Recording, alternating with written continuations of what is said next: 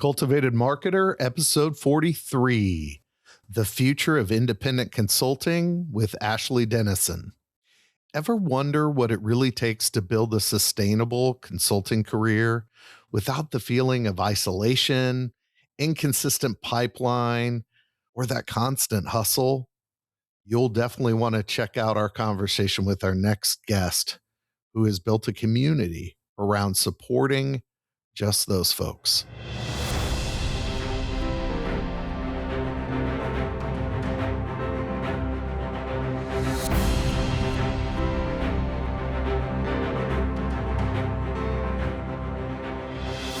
Welcome to Cultivated Marketer, where we talk marketing professional development so your garden of opportunity grows. This is Brent Bowen. And I'm Julie Masson. And we're without our friend Matt Tidwell today. He's in class teaching the future generations. Doing his teaching thing. And I got the opportunity with our guest and Julie to make jokes against poor Matt today, and I'll keep those to myself. Matt knows I love him, so it was for pre-set up humor. That's right. That we did that. So Matt, we miss you. You'll learn a thing or two from this episode, so please listen to it. Our guest is the founder of commsconsultants.com, a two-sided global marketplace built specifically for independent consultants and leaders like Julie and me who need trusted communication support. She has spent over 20 years in communications and has built a platform that helps consultants find work, build credibility, and navigate the often isolating world of solopreneurship. Through community, curated opportunities, and strategic positioning, she is helping redefine what sustainable consulting careers look like in today's evolving workforce. Ashley Dennison, welcome to the show. Thanks, Brent. I'm so happy to be here. Thanks, Julie. Ashley, we are so excited that you're here. Truly, truly. So before we kick off our interview, I need to share something. You probably don't even remember this, but about a year ago is when I left my 17-year career working in-house for nonprofits as a communications girl. I left to start out on my own. I was going to be a fractional chief communications officer for nonprofits. And I found you on LinkedIn. I subscribed to your email, and you sent something in your email that you basically said, I don't remember what exactly you said, but I wrote it down on a piece of paper and I put it on my wall that I'm looking at right there. And I looked at it every day and I was like, this is what Ashley told me. I'm going to stick to it. And it kept me going. It made it so that I could last 6 months because I wasn't sure if I should do this. So I don't know that you know that or even remember that, but I just had to kick off with that. So I'm really touched by that. I've heard a few people say things like that to me over time. And honestly, I'm shocked that anyone would write down anything that I say. So that is so kind. Thank you. Yes. So that's a little bit about me, but we're here to talk about you. So back to you. You have had a long career in communications before launching Comms Consultants. So I want you to talk to us about who you got started in comms. With this podcast, it's a professional development podcast. So we like to ask people, how did you get started in marketing and communications? Where did you first work? What did you study? So talk to us about how you got started. And then I'd love to know more about that moment or inspiration where you realized, oh, I think independent consultants need something different. And why did you think you were the one to build it? Oh, wow. Okay. Yes. Let's dig into all that. So we were joking before the show started about starting in journalism, thinking that I was going to be an integrity-driven journalist. That's what I wanted. Growing up, I was always a writer, always knew I was going to do something related to writing, and thought I'd be a reporter and be out there like Nellie Bly, my hero, my heroine, and writing stories and investigating injustices and all of that. And I went to University of Missouri, Columbia for their journalism program specifically. And very early on, I made the switch over to strategic communications within the J School program as my major, because I learned a little bit that I did not know, just about how tough and brutal it is to be a reporter and in that environment. And that was 20 plus years ago. So today, I think it's even more brutal for our journalist colleagues. So I crossed over to the dark side, as we like to call it, at Mizzou. and took on strategic communications, thinking it'd be a more viable path for me to use my writing skills and communication skills and still do what I love to do. As soon as I graduated college, I moved straight to New York, because where else are you going to move except New York City when you want to start your career in PR and communications?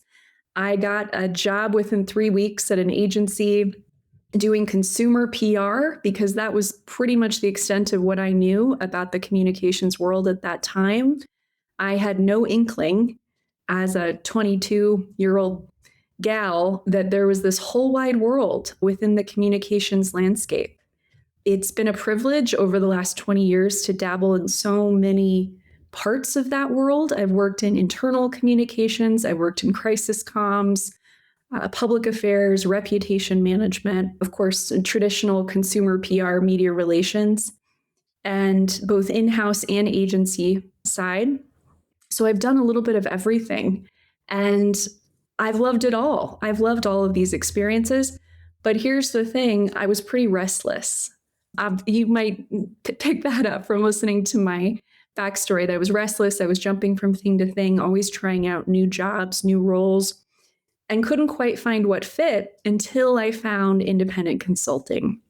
There's all sorts of reasons why I really leaned into that, but I will, in a nutshell, the big one was I never wanted to be laid off again. I went through layoff experiences in the first 10 years of my career. I was laid off twice, and anyone who's been through that's listening right now, I can't imagine a more helpless, hopeless situation to be in than being laid off through no fault of your own, just because the economic circumstances take a downturn, the agency loses a client, and you're out the door. And I thought to myself, hey, if I go work for myself, if I start my own business, I can never be laid off again. So that was my way of taking my power back and trying to build something of my own. And that's how I viewed it. And that was a little more than 10 years ago that I went solo. It was the best decision I ever made. It turned out that's what I was looking for. All those restless years was something of my own that I could create.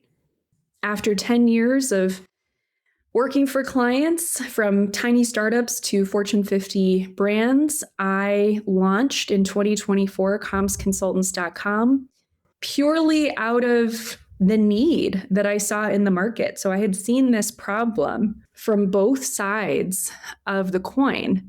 I'd seen it being an in-house and agency leader needing freelance and contract support, and watching what a scramble it was to try to find a consultant or a freelancer when you really, really need one. There's no time to find them. You always needed them yesterday. You need them very, very highly specialized and exactly what you're looking for. They need to be available. They need to fit the budget. They need to check all these boxes. So you're frantically kind of searching for that person. You're texting friends and colleagues. God forbid you have to post a cattle call on LinkedIn and open the floodgates for resumes. So I knew that struggle of how tough it was to find contract support that you could trust. And I also knew from the consulting side, working for myself, some of the challenges there in terms of lead generation, building your pipeline, loneliness, and just, mental health, feeling like you're not alone in the journey, finding your community, even as a solo, so many challenges on that side. So I wanted to provide resources for both sides of that conundrum. And that's what I've tried to do with commsconsultants.com. And it's been a joy. It's been the joy of my life so far in these last couple of years to pivot into not just promoting myself and my own business, but promoting hundreds of others as well. And you do such a good job at that. One of my favorite things that you do is you highlight members of your community and you on LinkedIn, you'll share a picture and a story of someone. And it's not like some big, oh, here's this deal this person landed and they X their income by whatever.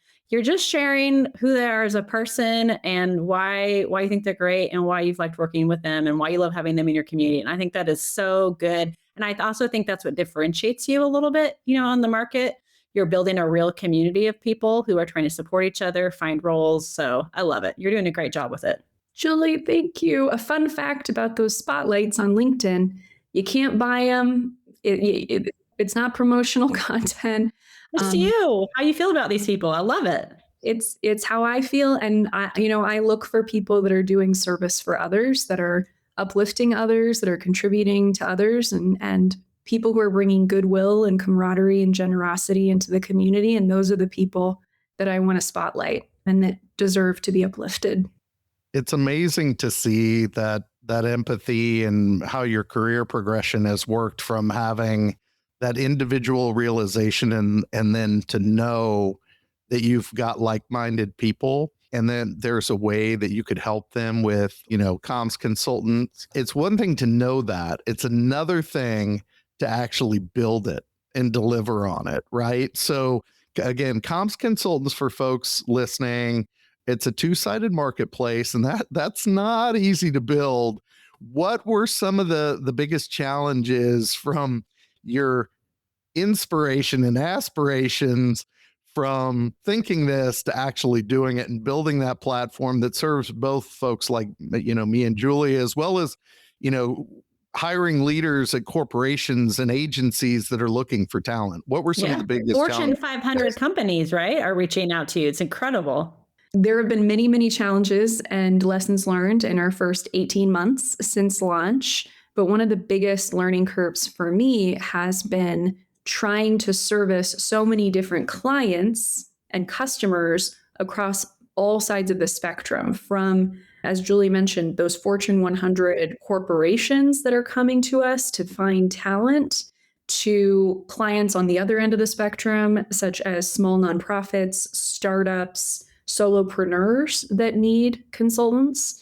That wide spectrum of different types of clients with very, very different priorities, preferences, and needs.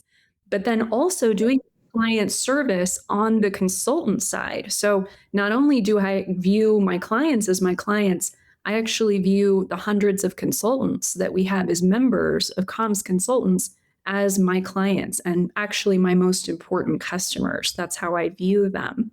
Every single one of them pays an annual fee to be part of our community.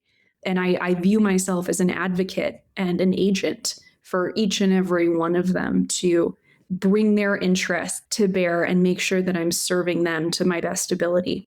So historically, serving clients or serving internal stakeholders and my other roles, I never had to juggle hundreds of different clients at the same time. That's been quite a challenge. And it's been hard at times because, and I don't know if this is going to resonate for either of you, but I think there's a people-pleasing element to being in client service and being brought up through that funnel and wanting to keep people happy, wanting to be responsive and take care of people and make people feel seen. And it's very, very, very challenging to do that at scale for hundreds of people at the same time. And it's hard to keep everyone in some semblance of satisfaction and happiness when people have many, many different ideas about what a good experience looks like. So I'm still navigating this. I'm still trying to figure it out. And frankly, if I can be candid with you, I'm working on letting go of my desire to please everybody all the time and just releasing that need to make everyone happy and understanding that I can't make everyone happy all the time. Yeah, that can certainly be a fool's errand in the school of hard knocks. I know that can be one. What struck me about that, and it's kind of interesting, though, about how each of us have different traits that we bring to the table, too. It was just wondering if our comms consultants profiles will start to feature Clifton strengths. Have you ever done the Clifton strengths? I was just thinking about this. I haven't. Oh, yeah. Yeah. A friend of all of ours, Lynn Zimmerman, was just posting on LinkedIn a moment ago about a personality profile she did from Workshop, unaffiliated plug for Workshop, I guess. I wasn't intending that, but but anyway, I'm wondering if we're going to see personality profiles that'll help you out as part of our profiles. You get a sense of who's going to be more persistent on requiring your time, I guess. Then you would know this one's going to be hard to please. So just don't even try. Yeah, where Brent's pretty easy, maybe, in theory, until you're not around, and then I'll tease you incessantly. So one of the things you were talking about your customers, in all seriousness, you were talking about the members who are the independent consultants, and they're paying the dues, and the struggle for all my teasing aside, the independent consultant can struggle with an inconsistent pipeline, and so the struggle can be very real. And you probably see, because of the number of individuals you've come into contact with over the last 18 months around certain patterns of behavior or attributes or things that are done that can lead certain consultants to land more success, land consistent work versus those who might struggle. And I think maybe, what would you say kind of unlocks that consistent work or pipeline? Resilience. Resilience is the number one factor and differentiator, having spoken to hundreds of independent consultants and fully employed salaried professionals in Marcoms that want to be independent consultants, but they want to figure out how to do it. The number one differentiator for the people that are consistently successful and build sustainable businesses that are profitable long-term is resilience. I don't necessarily think that full-time employment breeds resilience in the same way that running an independent business breeds resilience. I don't think it's necessarily a good preparation. If you've just had a long history of being a full-time employee and you want to break out on your own, start your own practice, I think you're going to have to pull from inner reserves from your personal life, from your upbringing, from who you are as a person, because to me, traditional employment just doesn't prep you for what the experience is going to be like as an independent business owner. With the caveat, there's one caveat: if you led a business development role at an agency. So our friends who have worked in agencies, big and small, specifically in new business development capacities where they've been out there pounding the pavement, bringing in new business, winning work, RFP responses, those folks, I think, are a little bit better prepared for how resilient they're going to have to be day in, day out, hour by hour, running their own shops. I credit my upbringing quite a bit with my resilience. I think it's one of my superpowers, and I'm very proud of my resilience. But I essentially view it as you have to thicken your skin and toughen up and be ready to hit the ground running every single morning, no matter what happened yesterday or an hour ago or 5 minutes ago. And you have to be ready to hear no, not just a few times, but hundreds of times, thousands of times. I have literally been rejected thousands of times. And I'm not exaggerating when I say that. So if you're a person who can tolerate that, you're going to do well as an independent consultant.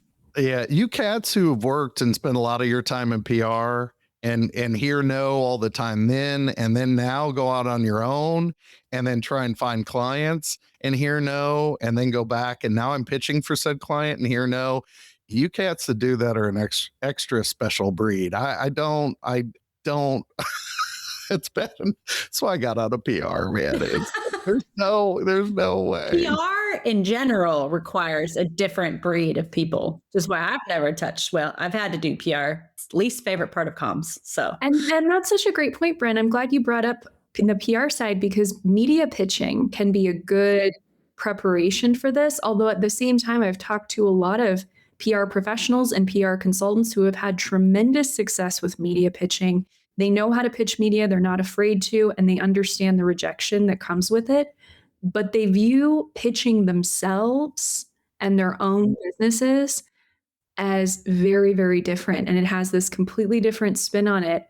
I think people get very, very attached to the outcomes and they take it very, very personally. People get really emotionally involved in those outcomes. And whether or not a prospective client says yes is now some sort of reflection on who they are as a person or whether they're good enough.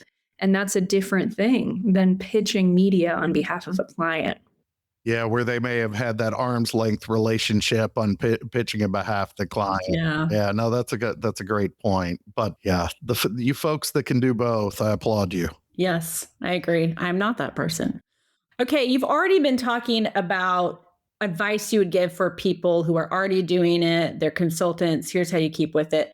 What advice would you give to someone who's thinking about leaving their corporate job? And I remembered, I alluded to this earlier, I'd written something down that you had written in your email. And it was something along the lines of give yourself a hard deadline, like 6 months, or give yourself a hard financial line. Like, I'm going to stick to consulting for 6 months, 1 year, or I'm going to stick to consulting until like I dip below my savings by X amount. That's whatever that was, is what I wrote down and put on my wall. For me, it was 6 months. I was like, I'm going to stick this out for 6 months.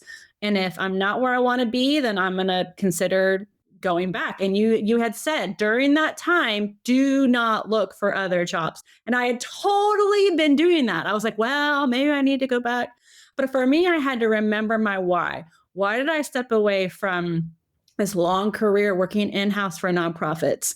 Well, there's all these reasons for, life, work balance, as a mom, as a wife, there's all these reasons. And I had to remember that.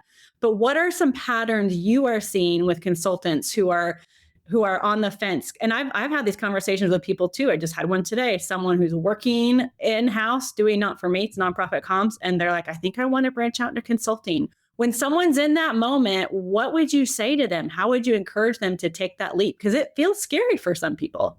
All of us, let's be honest, it is scary for everybody. I don't care how bold and resilient you are, it's scary. It's scary for everyone. It absolutely is. And I'm actually a highly risk averse person. People are surprised when they hear me say that, because you think, oh, if you're entrepreneurial, then you must love risk. You must just thrive on risk. But Throw yourself out of airplanes in a parachute every day, don't you, Ashley? no, not at all. That's not me at all. Never gambled a day in my life. I like security, stability, and comfort. The way that I was able to do this initially when I launched my own business was exactly as Julie said. I had a very concrete financial cushion in mind. Essentially, I looked at my savings account, right? And I said, I want to have, between 6 and 12 months of my basic survival expenses in there.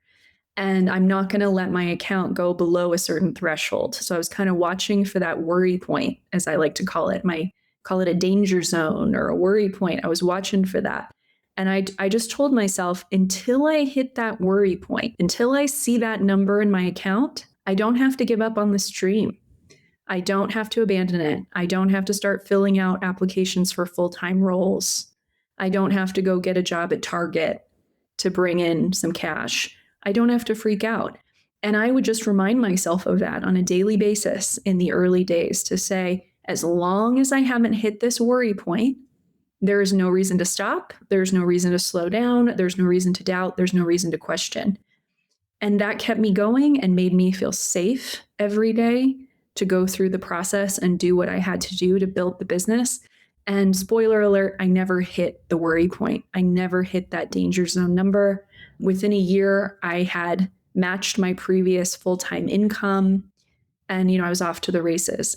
And that's not to say there weren't lean times and low points in my journey over 10 years. There were. I've gone through the feast and famine cycle like so many of us have, running our own businesses. But I've seen enough of it over the years now that I know with the full force of my heart and my soul that the work will always return. The work is cyclical. There are going to be slow seasons and there are going to be busy seasons.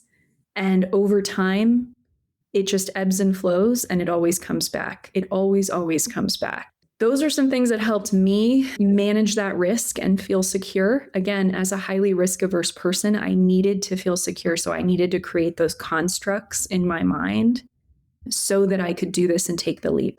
When people talk to me today about how do I do this and they want to confront the fear and find that courage, if I sense that there's a real desire there, and if I hear that they have some financial cushion, some financial runway, I really do encourage them the same way I encourage Julie to put aside the idea of a full-time role. Really set it aside. Don't straddle the fence. Don't try to do everything and do all the things. Set that aside and spend a good 6 months or 12 months fully devoted every single workday to building your own business. Get up, treat it like a job. That's what I did. I would get up, I set my hours, right? This wasn't a loosey-goosey thing. I would get up and be at my desk at 8 a.m., 9 a.m., whatever it was, and I'd work a normal work day building my business. So take it seriously. take yourself seriously the same way you would if you were starting a new job. If you were starting as a salaried employee at a new job next week, you wouldn't think to yourself, oh, I'll roll out of bed at, maybe 11 o'clock. I'll check my email and I'll put a desk out and I'll email a few people. And hey, if no one gets back to me, I guess this isn't going to work out. No. You would show up at your desk at 9 a.m. You'd be there for 8 hours. You would take your lunch break. You do the work. You put in the time, and you need to give that gift and that opportunity to yourself for at least 6 months, if not 12, to see if you can make it happen. And the last thing I'll say is, if you've never tried to work for yourself, you've never gone independent or spent 6 or 12 months doing this, I think you should, just to see how it feels, because you don't know if it's made for you and you're going to love it and thrive off of it until you try it. When I started it, I thought it would be a stopping point on my way to another full-time job. I didn't know it would be the rest of my life. And it's a great skill set to fall back on. Even if you go back to a full-time role at some point, there are plenty of people who work full-time jobs who freelance on the side when a great project comes along, or know that, hey, if I'm ever laid off again, if I'm ever let go, I have this business concept, I have this skill set, and I can resuscitate it and bring it back to life and lean into those skills again. So why not try and just give yourself that gift? Yeah, build that muscle, right? Build that know-how on how to do that. It's interesting because our careers were very similar. I spent a good 20 years in corporate or agency working for someone else, right? And then when I went independent for a good year, to break that cycle, I always felt like I needed to drive somewhere. I needed to be going to the off. That muscle memory was so ingrained into me about needing to get up and go into the office. There's actually so Julie and I are based in Kansas City. There's actually a good local group too called the Freelance Exchange. And several people there even talk about to work through that muscle memory of having to go into the office. You talk about showing up at the desk, being ready to answer emails. They actually, to work through that muscle memory and make it feel all right, and then be the best prepared that they could be for a potential client or a client, they would actually dress up for the day too. So, they would get ready, and, the pandemic may have broken this from them. They may have become anchor man and just worn the nice shirt and then worn their pajamas underneath. But they would even mentally go so far as that to kind of work through that process, which is so interesting. And it took me a good year before I would stop looking at job posts and say, no, this is what I'm committed to do. I'm committed to doing this. And yeah, now in November, it'll be 10 years doing that.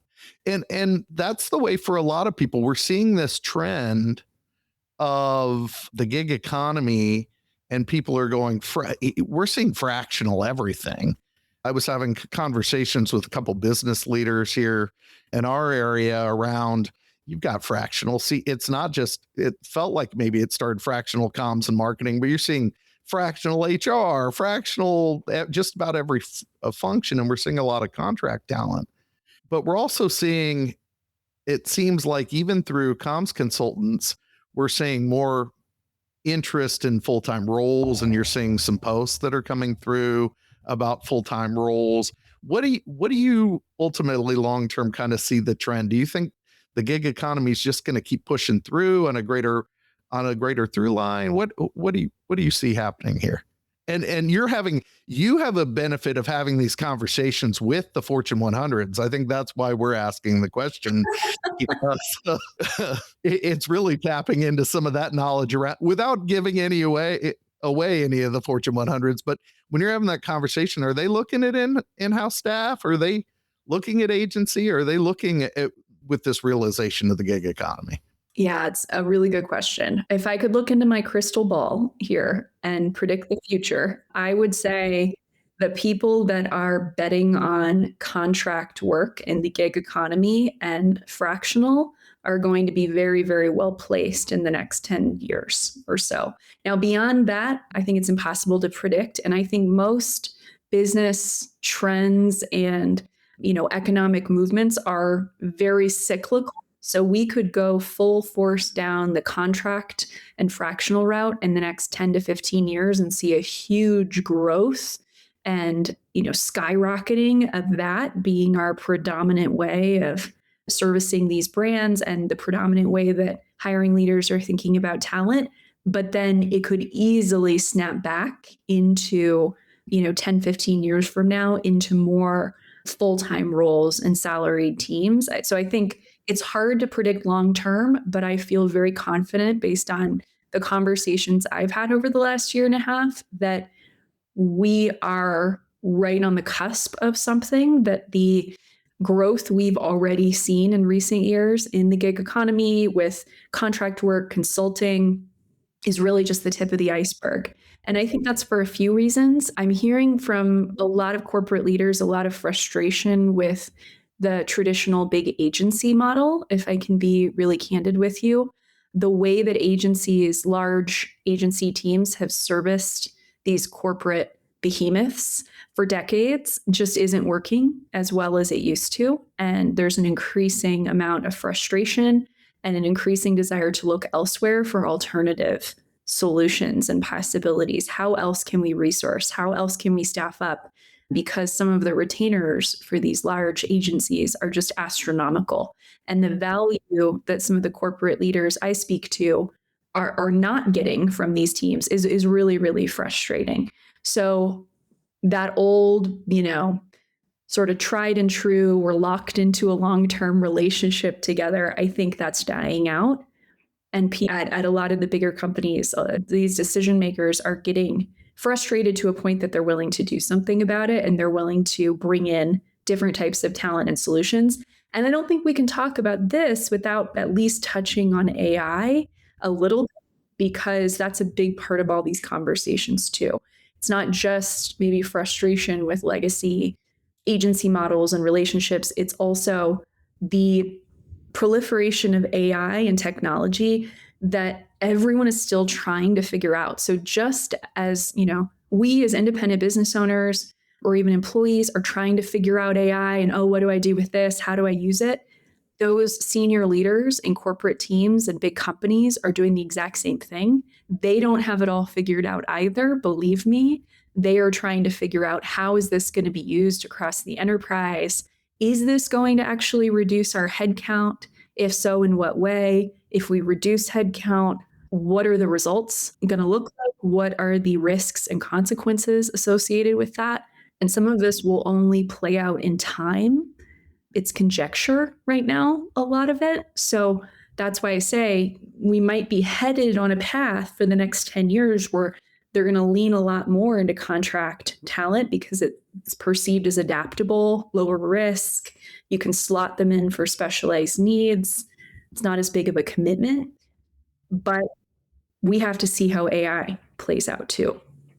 Yeah, no, that's fair. I mean, certainly with contract labor, you're looking at more flexible and adaptable scenarios that can match up better. And it's not like AI is going to stay stagnant. Any of these answers are going to stay stagnant. So if you don't know what you don't know, then that kind of situation may appeal. And then also, the days of having been a corporate leader of marketing, the days of having 6 agency folks in the room, all at a blended bill rate, that we walked out of that meeting and that meeting just cost you $5,000 per meeting.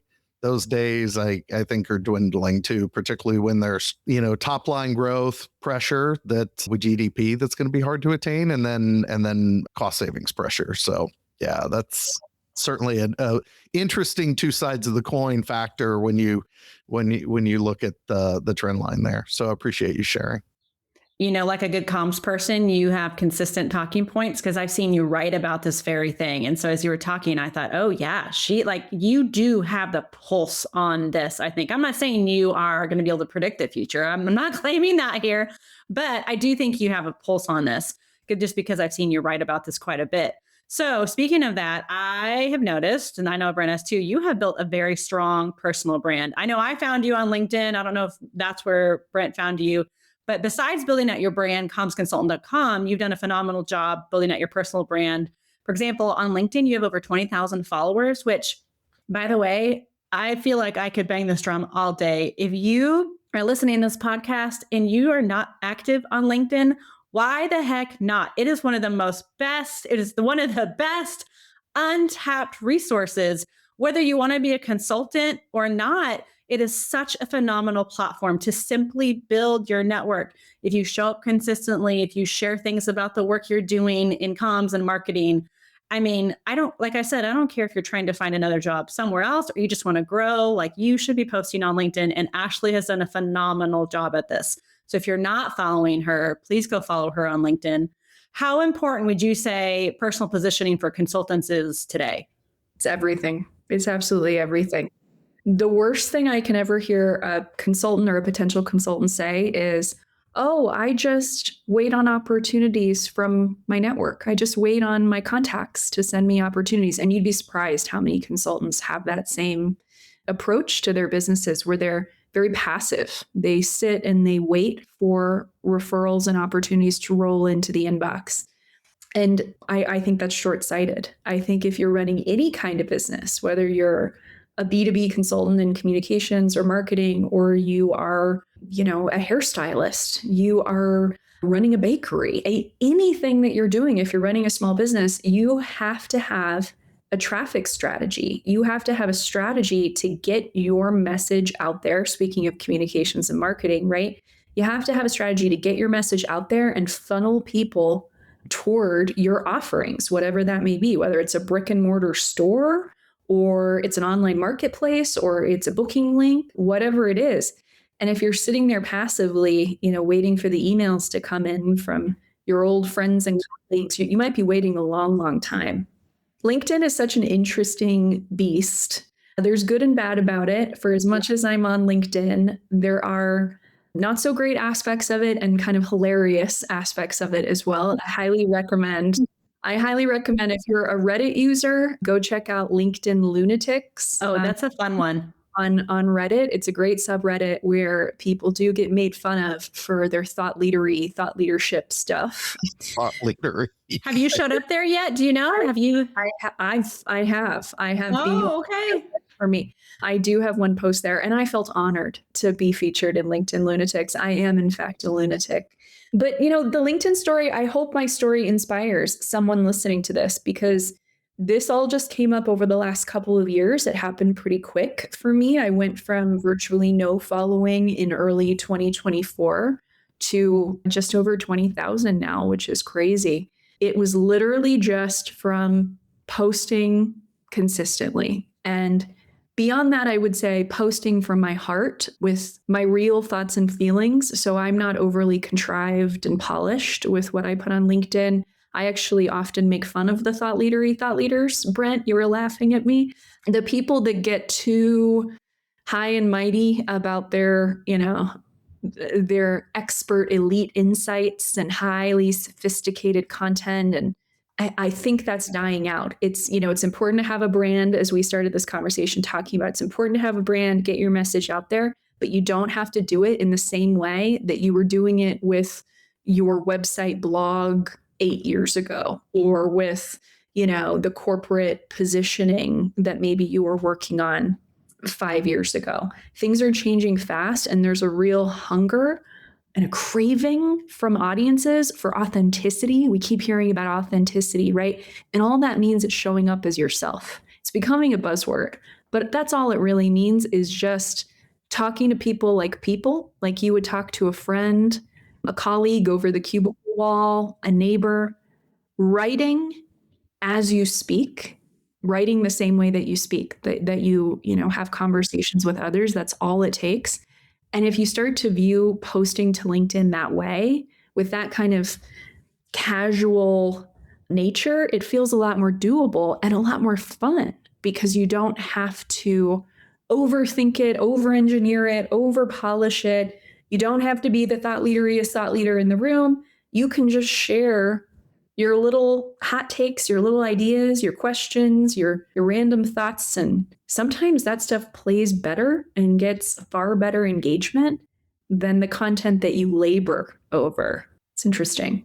We've seen that with an aforementioned friend that we've all already mentioned. I know Lynn's really good at that because she had a post that went viral, I think, over the grass people from the Super Bowl and Bad Bunny's performance. Oh, yes, she did. I forgot about that. That was So funny. past guest Lynn Zimmerman. I'll find that post and share it in the show notes. So folks, you want to talk about a reflection of personality. And I was laughing with you, Ashley, because as we've clearly established, my tone is probably different than most in the thought leadery camp that might be on LinkedIn. So I'm definitely laughing with you. And actually, that was something another past guest that we had on. So if folks haven't listened to the episode we had with Perna Virji from LinkedIn, I've had the pleasure of hearing Perna speak. That's something she talked about. She said it's actually going to benefit you to show your personality, and the algorithm picks up on that. And the things that are fun that get incorporated are going to be humans are humans. So humans are humans. We hope so. There's a drop quote or mic quote, whatever the phrase is that cool kids say. No, I was just going to say it makes it fun for you too. And consistency is so important with this. I think that's something so many people struggle with is they may understand the idea of a personal brand, whether you're a consultant or not. I mean, in my opinion, if you're a full-time employee, you're on a team, you should have you should be thinking about your personal brand. It will only benefit you if you're ever back on the job market. So why not work, a little bit of time each week to build it? But consistency is so key. I mean, you could post pretty much anything. And if you did it every single day for a year or for 2 years, you would get traction. You would see the compounding results. But in order to be consistent with anything, whether it's posting to LinkedIn or, getting your butt on the treadmill or whatever it is, you have to find a way to make it fun. I think you have to find a way to find the enjoyment in the journey and in the process. It can't feel like a slog. It can't be this annoying thing that you detest and loathe doing. You have to find the joy and the satisfaction and the fulfillment in it. And if it's content that you believe in and ideas and thoughts that you're passionate about, it's going to be so much easier to show up every day and do it. And I think people can feel that too. They can feel it through the computer screen when you're being legitimate and you're sharing how you really feel. That wakes people up, gets people to stop scrolling. Like a good cup of coffee, right, Julie? Wakes people up. Or tea in my case. I still don't drink coffee. Still don't do it. Or tea, that caffeine. But you've been so gracious with your time. I have one quick rapid fire question around. We spent all this time talking about you being this connector and the steward of community, but you're also a strategic communications professional. What's the one thing that's on the horizon for you or in your landscape that you're paying attention to as a communication strategist? What's the one thing you're paying attention to right now? I don't think there's just one thing. I'm looking at too many. You got to go to a deserted island and you can pick one thing to look at. What's the one comms thing that just really? Well, I mean, I have to go back to my roots. I didn't talk too much about this, but so much of my consulting career, as well as some of my career prior to that, was focused on internal communication, specifically frontline communication. So I've always, my entire life, had a heart, from long before I ever became a communicator, had a heart for people who work on their feet, people who work with their hands, people who don't sit at desks. And I continue to have a heart. My dad was one of those people, is one of those people. And I continue to have a heart for the hundreds of thousands of people in the US alone, not to mention worldwide, who don't sit in the ivory tower, don't sit in corporate, don't sit at desks, and desperately need all of the value and the resources and the connection that good communication provides. They need to feel involved. They need to feel included. And so few companies, so few leaders are making meaningful investments in those audiences. They're thinking of their frontline teams as extensions of their corporate computer-based teams and just forcing the communications and the messages that they would send to their corporate folks to work for the field as well. And it rarely does. And in fact, backfires. So, that will probably always be what I'm watching and what I'm thinking about, and the nut that I wish I could crack. But right now, I'm sorry to say, there just doesn't seem to be at the senior leadership level enough of a desire there to change the status quo and make things better. And it makes me really sad. I don't want to end this on a sad note. It makes me really sad to say that the desire and the investment and the support isn't there at the executive level. And we need that in order to make real strides when it comes to frontline engagement. Yep. That's good. That's good. Well, that's okay. Listen, we're going to end on a happy note, because I want you to tell listeners, where can we find you? I've already talked enough about LinkedIn. Go find Ashley Dennison on LinkedIn. Where else do you want people to connect with you? I have a Substack I'm really proud of. It's called Solopreneur 101. You could just Google Solopreneur 101. It'll come up, or you can look on Substack. I'm very close to being a bestseller on Substack. So hopefully pretty soon here, I'll be able to announce that I'm officially a bestseller. I think we, started this conversation by talking about writing. That was always what I wanted to do, was write. And now I get to write, and people pay me to read what I write, which is such a privilege. And I feel honored that anyone would pay me a dime to read what I have to say, and that anyone would hang up something that I have to say on their wall. Wow, that means the world to me. So yeah, Substack, find me on Substack. Check out commsconsultants.com if you are curious about independent consulting in communications, marketing, or creative. We have a nice little creative contingent within comms. We love our creative partners. They work very closely with us communicators. Yeah, my DMs are open on LinkedIn. I have an open profile, so reach out, say hello. And I'd love to hear from you if you're listening to this podcast and you hear me rattle on with Brent and Julie. I love hearing from people. So thanks, guys. Yes, you do. So all the links for the things that Ashley mentioned will be in the show notes for sure. Substack or LinkedIn, even some consulting resources on her website that she did not mention. Look, I'll shamelessly plug for her, as Julie has all throughout the episode. But Ashley, this has been wonderful. You've been a glimmer in Julie and Mai's eye to have on the show for months. So we're so thankful that we were able to do this today. Yes. Thank you, Ashley. It was such a pleasure. Thanks, guys. If you found value in today's episode, check us out on our website, CultivatedMarketer.com. You'll also be able to subscribe to us, rate us, and leave us a comment on your favorite podcast platform, such as Apple Podcasts, Spotify, and Stitcher. Remember, a garden of opportunity grows with Cultivated Marketer.